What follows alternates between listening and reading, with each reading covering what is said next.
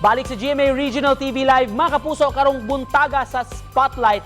Atong mailaila kining usa sa mag-iila karong nga most outstanding Filipino, mga kapuso. Hepe ni siya sa Talisay City Police Station ug abogado. Makauban ta karong buntaga, Police Lieutenant Colonel Gerard Ace Pelare. Good morning, Sir Pelare, ug congratulations. Welcome sa GMA Regional TV Live.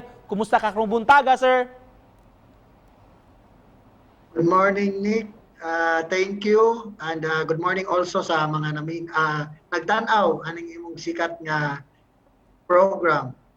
Thank you so much, sir, for joining us. Unsay gibati nimo when you learn nga usa ka sa napilian gyud most outstanding Filipino?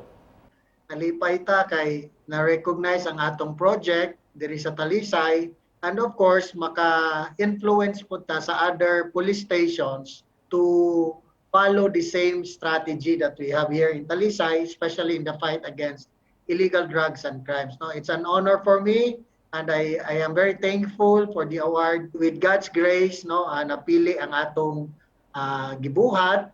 Unya, that is not to say that the other police officers are inferior in their field also. Mm-hmm. It's just that napili ang ato because it's timely. And it's very appropriate sa atong situation, especially here in the city of Talisay. Mm-hmm.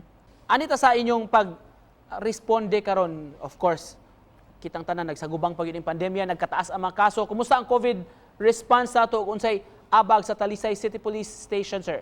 Mm-hmm. Ang police, actually, we are in charge in the strict implementation of protocols.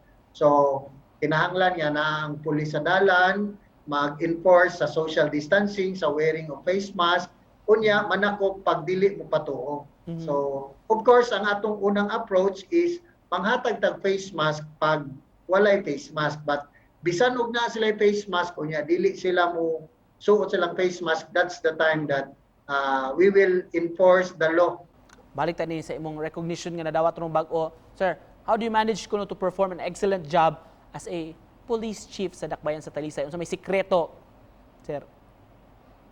Number one, I am a team player. No, I am working with people who really understand the vision that I am giving them. And what I can really share is we need to in doing police work, law enforcement, we need to involve the community. We need to have them actively involved. No. Naigiingon nga ganahan kay ko nga quote kanang sa Gladiator nga movie, he who wins the crowd wins the war.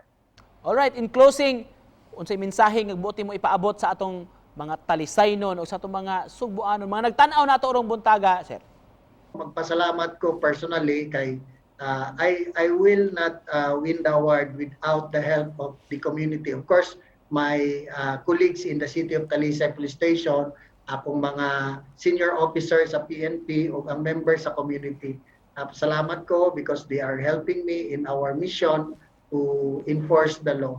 Ang ako lang is COVID is still here, so I hope the community will continue to observe minimum health protocols.